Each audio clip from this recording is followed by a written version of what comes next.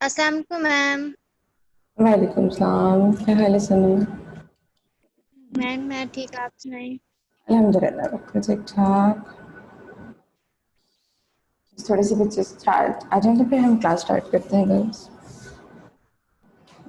Okay ma'am.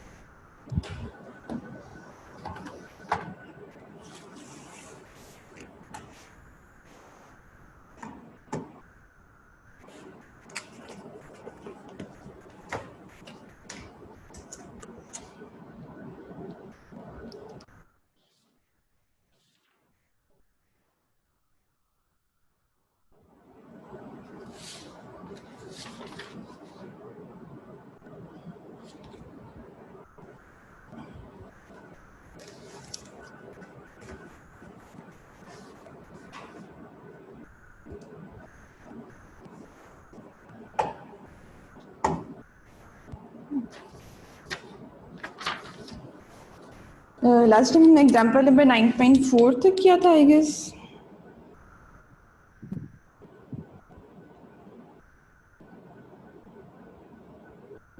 Hello girls, last time हमने 9.4 तक example number किया था। मैम 9.6 वाली एग्जांपल की थी हमने लास्ट टाइम। 9.6। अच्छा ठीक है, ये मैंने करवा दिया था।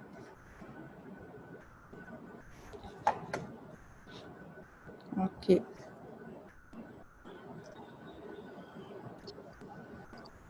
मैम आपने बुक उल्टी रखी है या मुझे उल्टी नजर आ रही है? बाकी बच्चे बताएं। मैंने रखी तो सीधी हुई है अपनी तरफ से। मे भी कैमरा मेरा मैंने उसको उल्टा अटैच किया और हाँ अब ठीक है। आप लोगों को चलो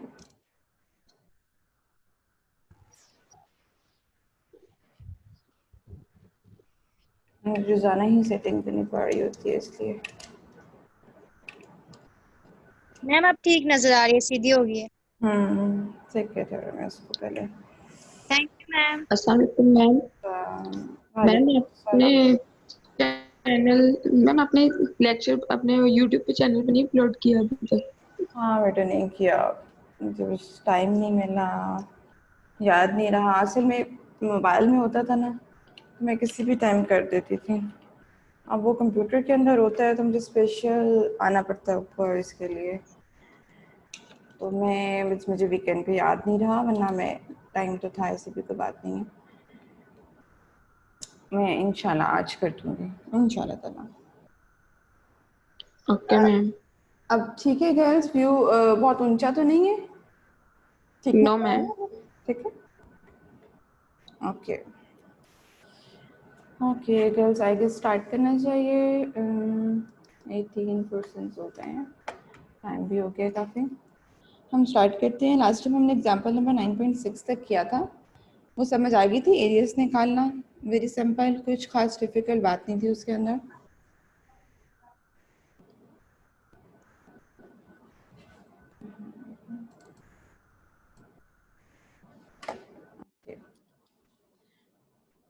ओके जी, अब नेक्स्ट एग्जांपल आप जब देख रहे हैं 9.4, उसके अंदर ये है। अच्छा, अब हमने जब अब पहले वेरिएबल अभी हमने प्रोबेबिलिटीज निकाली थी, तो z हमारा जो था मतलब एक स्टैंडर्ड नॉर्मल वेरिएबल था, ठीक है। और हम स्टैंडर्ड नॉर्मल वेरिएबल के बारे में पढ़ चुके हैं कि स्टैंडर्ड नॉर्मल वेरिएबल में मीन हमारा 0 होता है एंड वेरिएंस हमारा 1 होता है। एक जो हमारा एक नॉर्मल वेरिएबल होता है,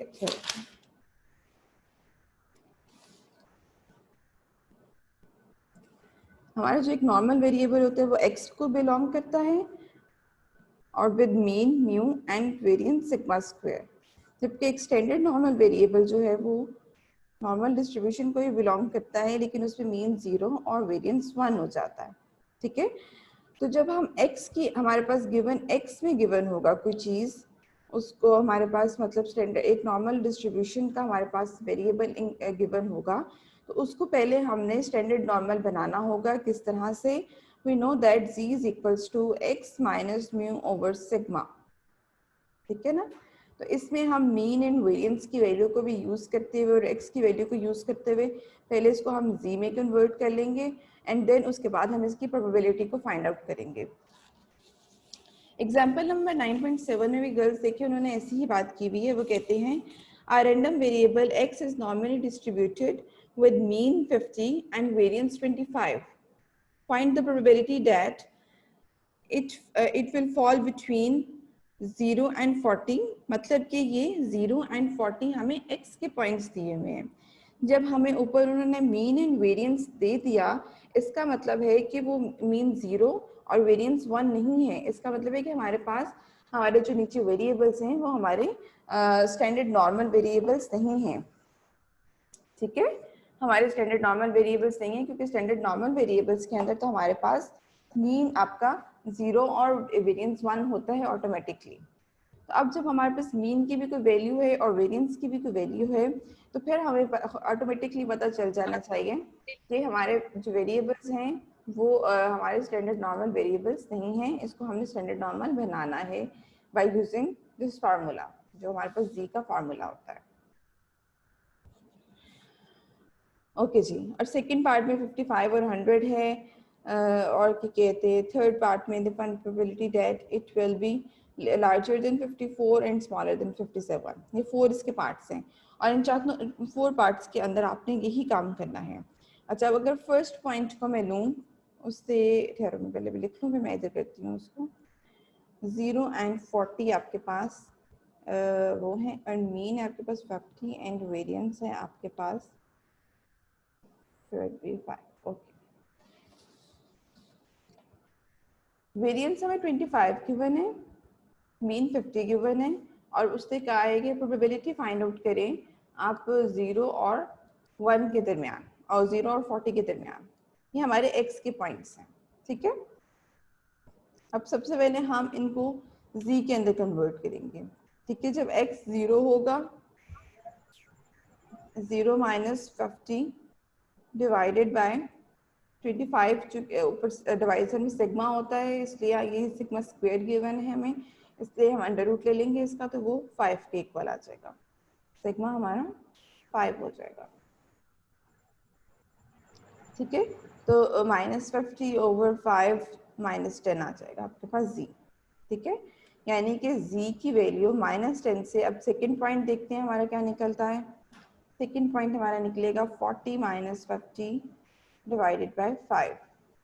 40 minus 50 minus 10 divided by 5 minus 2। Clear? इसको हम ग्राफिकली प्लॉट करें ये पॉइंट्स निकाले हुए इन्होंने भी, हाँ ठीक है यही है। इसको हम ग्राफिकली प्लॉट करें तो आपके ये दोनों ही नेगेटिव साइड पर हैं। मैम एक बार रिपीट कर। -2 से -10। इट्स वेरी सिंपल गर्ल्स कि हमने जो पहले एग्जांपल्स की थी उसमें हमारे पास स्टैंडर्ड नॉर्मल वेरिएबल गिवन था, ठीक है, क्योंकि हमारे पास उसमें मीन 0 और वेरिएंस 1 था। अब जो हमें पॉइंट्स दिए हुए इस क्वेश्चन के अंदर, उसके अंदर हमारे पास मीन एंड वेरिएंस की वैल्यूज गिवन है। इसका मतलब है कि वो स्टैंडर्ड नॉर्मल वेरिएबल नहीं है, उनको हमने स्टैंडर्ड नॉर्मल वेरिएबल बनाना है। किस तरह बनाना है, उनको जी में कन्वर्ट करना है। जी में कन्वर्जन का फार्मूला आपको पता है कि जी जो है x minus mu over sigma के इक्वल होता है, और आपने इस फार्मूले को जी को यूज करते हुए आपने एक्स के दोनों पॉइंट्स की वैल्यूज निकाल लेनी है, सिंपल, ठीक है। हमने प्रोबेबिलिटी निकालनी है इस एरिया की, यानी कि प्रोबेबिलिटी ऑफ, आपको कहा गया था 0 से लेके 40 तक। 0 जो है आ गया है इक्वल्स टू -10 जब जी में हमने कन्वर्ट किया, और यहाँ पर वो आ गया है -2, मतलब कि -10 से -2 तक की हमने प्रोबेबिलिटी को फाइंड आउट करना है। अच्छा जी, अब इन्होंने इसको दो पार्ट्स में डिवाइड कर दिया कि -10 से 0 तक की में से माइनस कर दी है -2 से 0 की। ओके,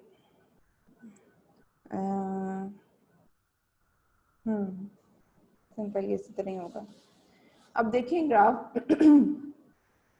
ग्राफिकल रिप्रेजेंटेशन के थ्रू हमने इस पार्ट की प्रोबेबिलिटी को फाइंड आउट करना है। तो सिंपल उसने -0 से लेके -10 में से माइनस कर दी है 0 से लेके -2 की, तो आपके पास इस पोर्शन की आ जाएगी, ठीक है। यानी कि this one is equals to probability of minus probability of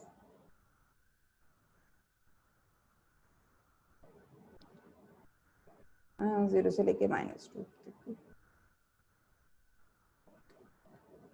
अब आपने बाय यूजिंग टेबल इनकी प्रोबेबिलिटीज को फाइंड आउट करना है, सिंपल।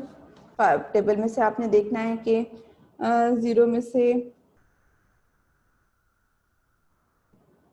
अच्छा वो कुछ ज़्यादा उधर लेके आओ, ठीक है, खैर कोई बात नहीं।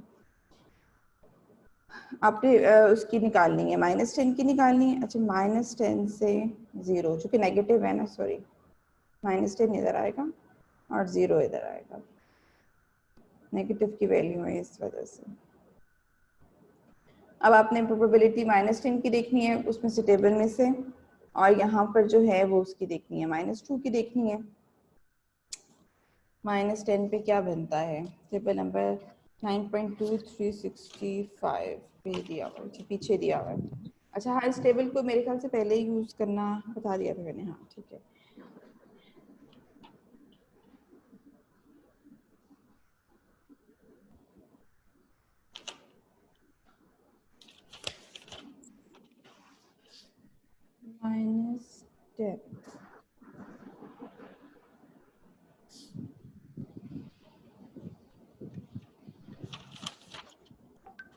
-10 -10 की प्रोबेबिलिटी उन्होंने 0.5 ली है, इंटू -2 की 477।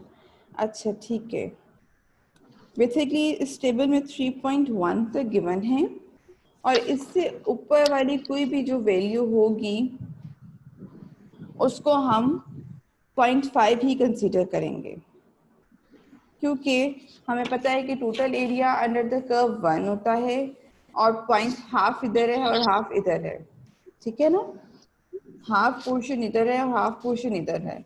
तो इसकी मैक्सिमम जो है ये 0.5 तक जा सकती है, और इसकी पॉजिटिव वाली भी मैक्सिमम 0.5 तक जा सकती है। तो टेबल के अंदर आप लोगों को सिर्फ 3.1 तक दी हुई है, मोस्टली आपके इससे नीचे के ही केसेस आते हैं, ठीक है। टेबल में आपको 3.1 तक दी हुई है, इससे ऊपर के सारे केसेस को आप 0.5 कंसीडर करेंगे, इससे ऊपर जब भी आ जाएगा। क्लियर, बात समझ आई? Yes ma'am. Yes ma'am.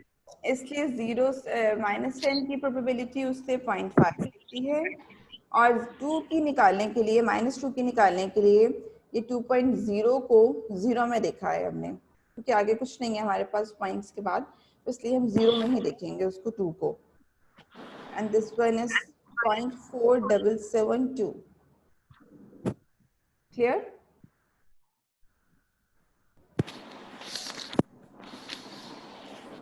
इस पार्ट के अंदर कोई कंफ्यूजन गर्ल्स?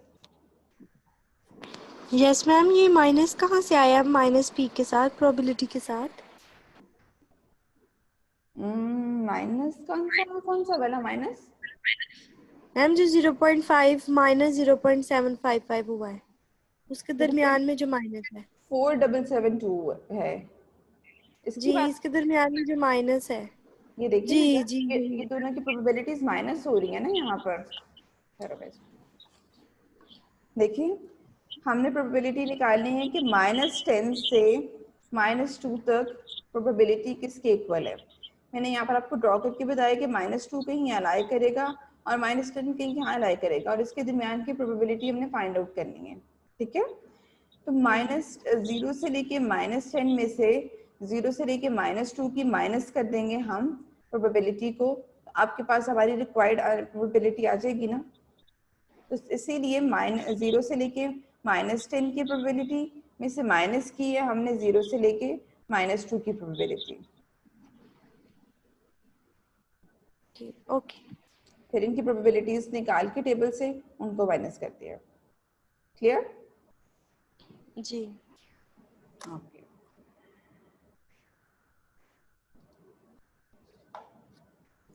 ओके जी। इसका जो सेकंड पार्ट है वो बिल्कुल सिमिलर है, उसमें हमारे पास पॉइंट्स 55 और 100 हो जाएंगे, उसको आप देख लेना, उसमें कोई ऐसी डिफिकल्ट बात नहीं है। उसके बाद नेक्स्ट पॉइंट है हमारे पास, और ये बात हमेशा ध्यान में रखनी है कि 3.1 से ऊपर जब भी आ जाएगा तो आपने उसकी प्रोबेबिलिटी को 0.5 ही ले लेना है। नेक्स्ट उन्होंने कहा है कि दैट प्रोबेबिलिटी फाइंड आउट करें कि वो लार्जर देन 54 है, यानी कि हमने प्रोबेबिलिटी फाइंड आउट करनी है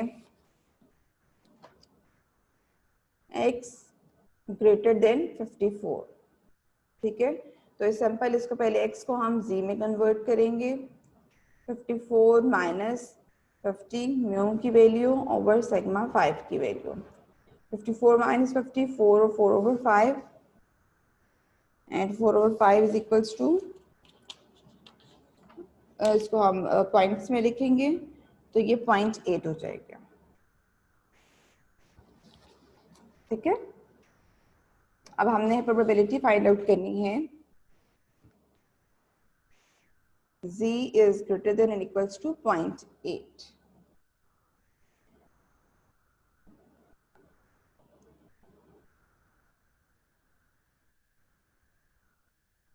मैम ये 0.80 नहीं होगा? 0.8 हो जाएगा, 80 हो जाए, उन्होंने 80 दिया हुआ है, जो कि उस पॉइंट के बाद अगर आपके पास नहीं, आप उसको कैलकुलेटर पे करो तो क्या दे रहा है वो? 80। 4 डिवाइडेड बाय 5, एक मिनट, मैम 0.8 आता है, 0.8। 0.8 आता है। ठीक है, इसको करके देखें।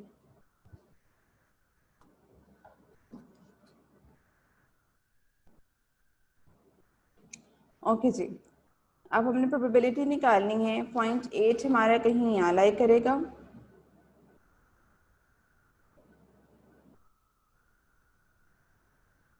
इससे ग्रेटर पोर्शन की।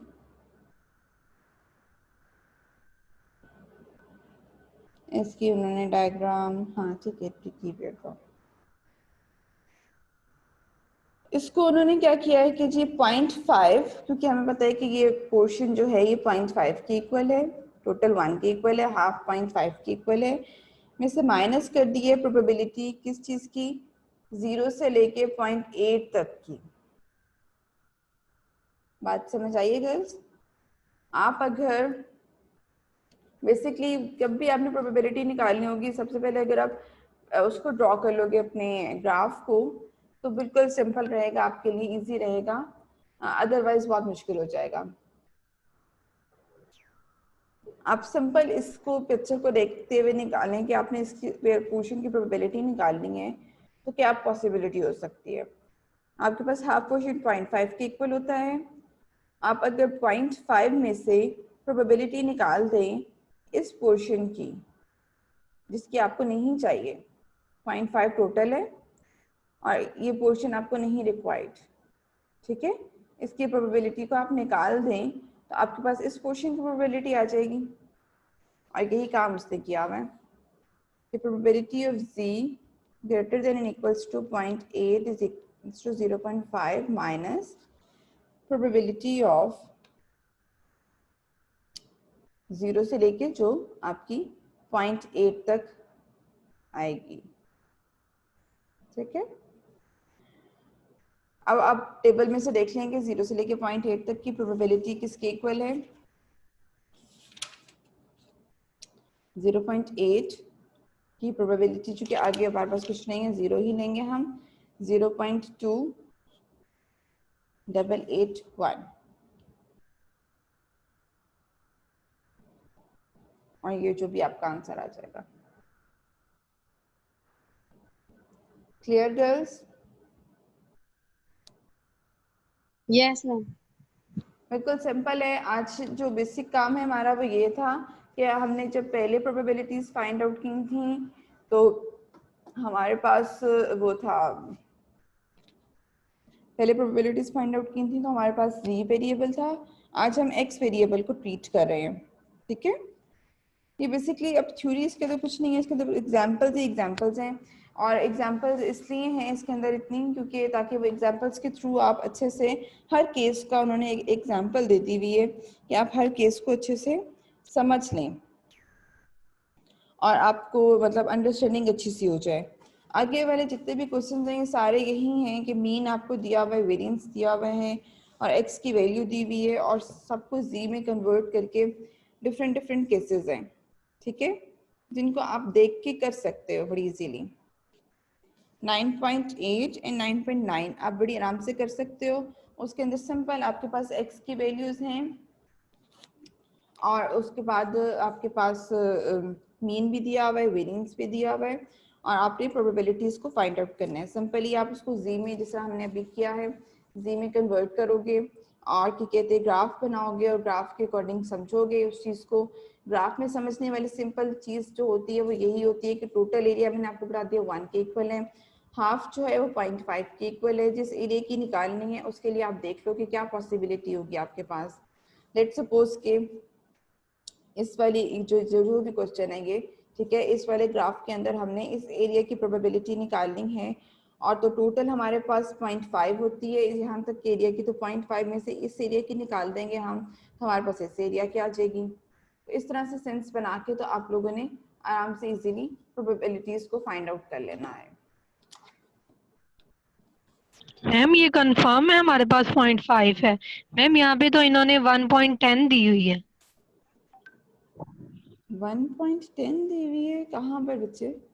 1.0 सॉरी 1.0।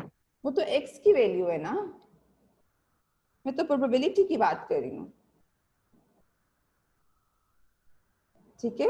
पॉइंट तो हमारे मैम ये अगेन बता दें प्लीज। ओके, पॉइंट तो गर्ल्स हमारे पास कुछ भी हो सकता है। पॉइंट तो ऊपर हमारे पास जो है वो 54 भी x था और हमारे पास x की तो कुछ भी वैल्यूज हो सकती हैं। तो पहले अपने उसको z में कन्वर्ट करना है। मैं प्रोबेबिलिटी की बात कर रही हूँ कि जो टेबल है हमारे पास, टेबल के अंदर आपको मैक्सिमम z की जो वैल्यू है वो 3.1 तक गिवन है, ठीक है, और 3.19 में आपकी प्रोबेबिलिटी है 0.4993, ठीक है। Total area under the curve जो है हमारे पास 1 होता है, 1 से एक्सीड नहीं कर सकता और क्योंकि ये एक सिमेट्रिकल डिस्ट्रीब्यूशन है इसलिए एक सिमेट्रिकल डिस्ट्रीब्यूशन है, इस वजह से आपके पास 0.5 इधर होता है ग्राफ के, और 0.5 ही दूसरी साइड पर होता है, ठीक है। दोनों साइड्स पे 0.5 है। इससे ओके ज्यादा मैम, समझ आ गई है। इससे ज्यादा हमारी प्रोबेबिलिटी एक्सीड नहीं कर सकती। पॉइंट जो नंबर लाइन के ऊपर है हमारे पास, उसमें -इन्फिनिटी से पॉजिटिव इन्फिनिटी तक रेंज है, उसमें हमारे और सेंटर में 0 है। यहाँ पर नेगेटिव और यहाँ पर पॉजिटिव वैल्यू हमारे पास कुछ भी हो सकती है, -इन्फिनिटी से पॉजिटिव इन्फिनिटी तक। प्रोबेबिलिटी जो है वो हमारी 0.1 से एक्सीड नहीं कर सकती, और एक साइड पे 0.5 से एक्सीड नहीं कर सकती। Clear? Yes ma'am. Good. Okay, अब ये एग्जांपल नंबर 9.9 है, 9.8 आपने खुद देखनी है, इसमें कोई मुश्किल वाली बात नहीं है। 9.10 आपने नहीं करनी, वो मोमेंट जनरेटिंग फंक्शन की है, मोमेंट जनरेटिंग फंक्शन आपका इंक्लूडेड नहीं है, ठीक है। अब आ जाते हैं हम इनवर्स यूज के ऊपर। कितना टाइम है हमारे पास? 42 हो गए हैं। मीटिंग को स्टार्ट हो गया, कितना टाइम है? मेरे बाद कौन सी क्लास होती है आपकी? पाक स्टडीज की होती है मैम। पाक स्टडीज, ओके ठीक है। चलिए थोड़ा सा इसको ओवरव्यू ले लेते हैं, बाकी बात में कल कर लेंगे, जितना हो सकता है उतना कर लेते हैं। अच्छा जी, इनवर्स के बारे में क्या कहता है? बेसिकली आपके पास नॉर्मल डिस्ट्रीब्यूशन की प्रोबेबिलिटीज को निकालने के अभी तक हमने दो तरीके देखे हैं।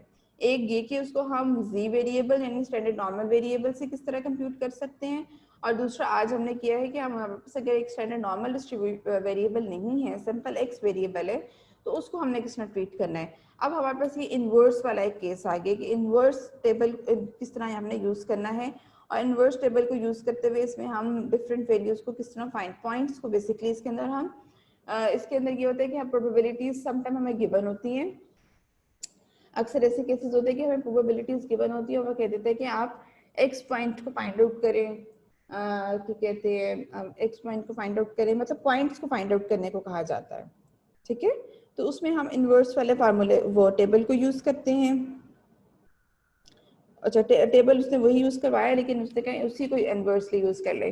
कुछ बुक्स के अंदर अलग टेबल भी दिया होता है बच्चों की इजी के लिए, इजीनेस के लिए, लेकिन खैर चले देखते हैं आगे क्या है इसके अंदर। वो कहते हैं when we use the table of areas under the normal curve to find the value of z corresponding to a given probability in the body table, it is called the inverse use, ठीक है।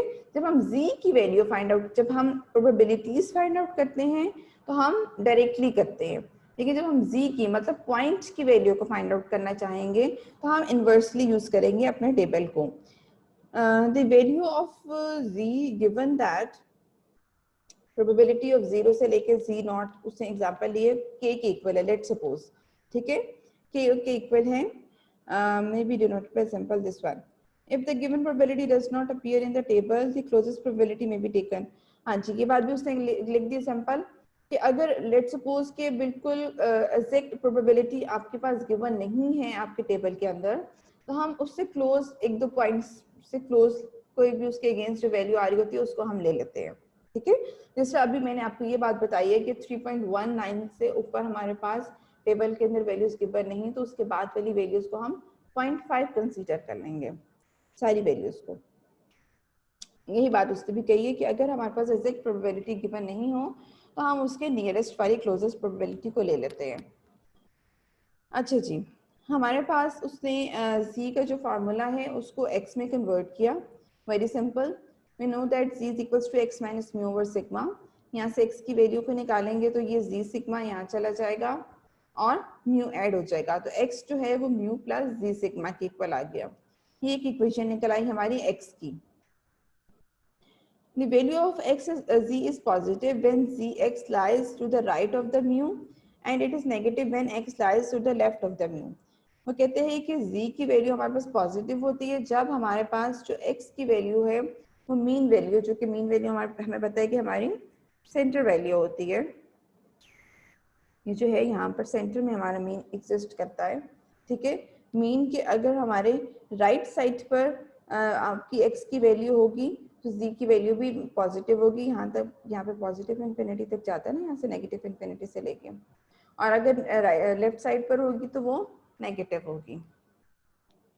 A sketch of the standard normal curve showing this one and so much, बस ठीक है, इसके अलावा theory में और कोई बात नहीं बताई हुई उसने।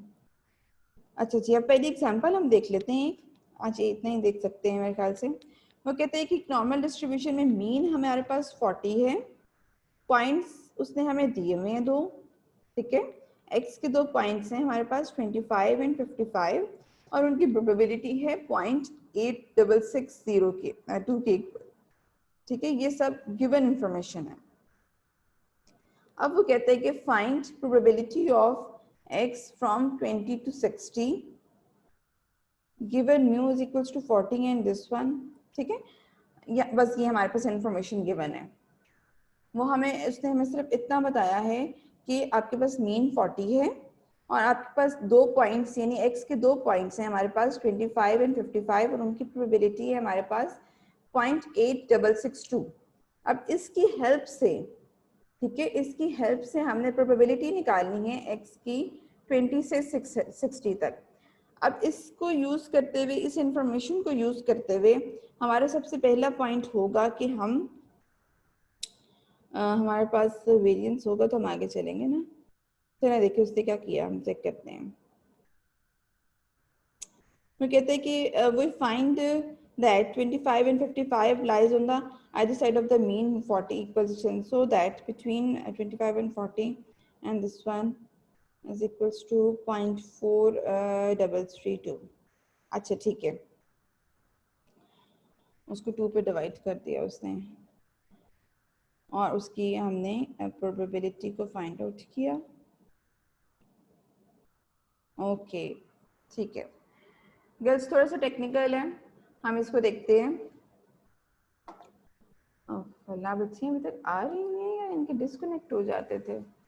ये फातिमा, साजिद एंड अब्दुल सितार पहले भी थी या फिर इनका एक्सक्यूज मी मैम, जी जी मैम रोल नंबर 13 और 16 का नेट इशू है, वो कह रहे हैं मैम को बता दो, उसने मेरे नंबर पे मैसेज किया है। ओके बच्चे, नेट इशू है तो मैं क्या कर सकती हूँ, लेकिन उनका भी नेट इशू होता है, उनकी अटेंडेंस नहीं लग सकती है, अटेंडेंस सिर्फ उन्हीं की लगती है जो प्रेजेंट होते हैं, ठीक है। लेकिन आप लोग अटेंडेंस की टेंशन ना लिया करें, बस अपने कोर्स को कंप्लीट करने की कोशिश किया करें, क्योंकि अटेंडेंस इतना आपको जैसे कि मैंने वीडियो सेंड की थी उसमें आप लोगों के लिए क्राइटेरिया कि आपको बस पास या फेल किया जाएगा, कोई जीपीएस या मार्क्स नहीं है आपके इस सेमेस्टर के। देखी थी ना आपने वो वीडियो? मैम लेकिन यस मैम, लेकिन अब 15 अगस्त से यूनिवर्सिटीज ओपन हो रही हैं। हाँ 15 अगस्त से नोटिफाई आया तो है, लेट्स सी 15 अगस्त से क्या होता है। अभी 15 अगस्त में बड़ा टाइम है, तो मे बी आपके एग्जाम्स हो जाए। 15 जुलाई कहा था, अगस्त तो नहीं कहा था। नहीं अगस्त है, अगस्त अभी मैंने रात में अगस्त सुना है। तो मैम अगस्त में तो हमारे एग्जाम्स नहीं है। हाँ कौन से एग्जाम्स? अगर आपका खुल गया तो हो भी सकते हैं, let's see. Ma'am final exams हमारे 17 अगस्त से हैं। अच्छा, तो हो सकता है कि आपकी अगर यूनिवर्सिटी खुल जाती है तो क्या कहते हैं आप लोगों को मतलब फिर आपके मतलब इस एग्जाम्स जो है प्रॉपर नहीं हो, क्योंकि आपका सेमेस्टर लेट है ना बाकी सेमेस्टर से। तो बाकी सेमेस्टर्स के बारे में तो अभी तक कुछ यही आया है कि ऑनलाइन ही उनके कंडक्ट करने हैं हमने, और क्योंकि उनका तो मोस्टली काम हो भी चुका था ना, T1 T2 असाइनमेंट क्विज सब कुछ हो गया हुआ था बाकी उनका, तो बस उनके मैम सबसे पहले 8th सेमेस्टर के लिए खुलेगी यूनिवर्सिटी। हाँ 8 सेमेस्टर को तो खैर मैं डील नहीं करती हूँ, इसलिए उसके बारे में नहीं मुझे कुछ पता, क्योंकि वो तो मेजर में चले जाते हैं ना। बाकी जो जिन सेमेस्टर्स के साथ मेरी डीलिंग है उनके बारे में मुझे ये इन्फॉर्मेशन है। जैसे सेकंड सेमेस्टर सबसे पीछे है, तो आप लोगों का ये है कि आप लोगों का पीछे चल रहा है काफ़ी, तो आप लोगों के हो भी सकते हैं, क्योंकि आपके पेपर्स अभी 17 जुलाई तक एक्सपेक्टेड है। तो अगर उससे पहले कॉलेज 17 अगस्त तक सॉरी, तो अगर उससे पहले कॉलेज खुल जाते हैं तो डेफिनेटली फिर आपके स्टार्ट पेपर्स मतलब प्रॉपर वे में होंगे। अदरवाइज अगर बाकी देखें अभी तक की तो ये स्ट्रेटेजी आई थी लास्ट एलसी की तरफ से कि आपको अगर ऑनलाइन सिस्टम से ही पास फेल किया जाएगा तो फिर वो यही सिस्टम होगा कि आपको सिंपल पास फेल कर दिया जाएगा, दैट्स इट। और अगर के कहते तो मैम अभी हम लोग जो प्रिपरेशन है वो कॉलेज वाले स्केड्यूल से करें, जैसे उसमें होता था कि हमारे पेपर हैं। हाँ बिल्कुल बिल्कुल डेफिनेटली। आप लोग बस अपनी प्रिपरेशन इसी तरह नहीं रखें ना कि आप लोग जिस तरह आप डेली आपको जो चीज़ करवाई जा रही है, ठीक है, उसको मतलब जिस तरह से आप रेगुलर बेसिस पे करते होते तो प्रैक्टिस करते हैं और सब कुछ के आपको पेपर है आपका, आप अपने माइंड में यही रखें। क्योंकि पेपर नहीं होगा, लेट सपोज पेपर कुछ ना कुछ तो पेपर हो गए, ऑब्वियसली पास फेल भी किसी बेस पे करना है आपको, तो क्या कहते हैं अगर लेकिन अगर प्रॉपर पेपर नहीं भी होगा तो कुछ तो होगा ना, तो इसलिए आपने अपने माइंड में यही रखना है कि आपका प्रॉपर पेपर कंडक्ट होगा, माइंड में यही रख के अपने अपने सिलेबस को कवर करना है। इसीलिए हम भी ईच एंड एवरी पॉइंट आपका कवर करवा रहे हैं, कुछ भी मैं छोड़ नहीं रही हूँ, क्योंकि ये नहीं, ये सोच के नहीं कि मैंने खुद ही पेपर लेना है, बल्कि ये सोच के कि प्रॉपर पेपर आपका होगा, जो कि आप लोगों को एक्सपेक्टेड है कि हो भी सकता है, क्योंकि आप थोड़ा लेट हो एज कम्पेयर टू अदर्स। आप लोग लेट हो तो आप लोगों का पॉसिबिलिटी भी हो सकती है, ठीक है। Okay ma'am. ओके गर्ल्स, आपके रह गए अल्लाह हैं हाफिज जो मैम। 3 मिनट्स रह गए हैं, और मेरे ख्याल से ये एग्जाम्पल आपकी कंप्लीट नहीं हो सकती क्योंकि ये थोड़ी सी डिफिकल्ट है, तो बीच में अगर रह गई तो वो फिर आप लोगों के लिए हम इसको कल ही कंटिन्यू कर लेंगे, ठीक है। इसको आप खुद से देखना एक दफ़ा 9.1 को, लेकिन मैं अगेन यहाँ अगेन आपको यहीं से स्टार्ट करवाऊंगी। मैम जो पीछे एग्जाम्पल है 9.10 वो करनी है? नहीं 9.10 नहीं करनी, मैंने करवाई है आपको, वो मोमेंट जनरेटिंग फंक्शन की है और मोमेंट जनरेटिंग फंक्शन आपका इंक्लूडेड नहीं है, ठीक है। सिंपल अभी हम प्रोबेबिलिटीज निकालना सीख रहे हैं। Okay ma'am. तो आपने नॉर्मल डिस्ट्रीब्यूशन में प्रोबेबिलिटीज किस तरह निकालनी है, और पहले हमने जी के साथ ट्रीट किया था कि अगर आपको स्टैंडर्ड नॉर्मल है तो आपने कैसे करनी है। अब जो है आप अब आप आज मैंने बताया है कि अगर हमारे पास एक्स 2 पॉइंट्स हैं तो उनके साथ आपने किस तरह ट्रीट करना है, उनको पहले किस तरह से आपने कन्वर्ट करना है, एंड देन उसके बाद आपने उनको किस तरह से उनकी प्रोबेबिलिटीज को कंप्यूट करना है। ये इनवर्स वाला केस जो है ये हम कल करेंगे इंशाल्लाह ताला। Okay girls, thank you so much. अल्लाह हाफिज। अल्लाह हाफिज मैम, टेक केयर। अल्लाह हाफिज। अल्लाह हाफिज मैम। अल्लाह